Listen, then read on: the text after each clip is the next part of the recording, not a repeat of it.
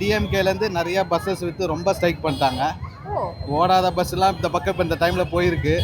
எல்லாமே பார்த்துட்டு தான் இருக்கோம். டிஎம்கேட சூழ்ச்சி ரொம்ப அதிகமாக இருக்குது.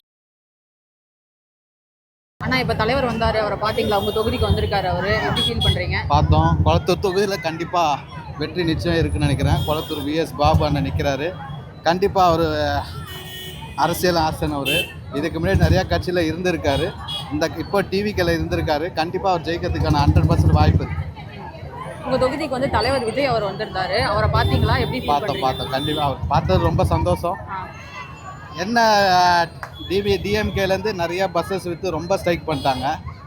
ஓடாத பஸ்ஸெலாம் இந்த பக்கம் இப்போ இந்த டைமில் போயிருக்கு. எல்லாமே பார்த்துட்டு தான் இருக்கோம். டிஎம்கேட சூழ்ச்சி ரொம்ப அதிகமாக இருக்குது. நீங்க பார்த்தீங்களா? விஜய் பார்த்தீங்களா? இது காட்டுங்க அவங்க டிராயிங் பண்ணது. ஓ நீங்க பண்ண டிராயிங் அது?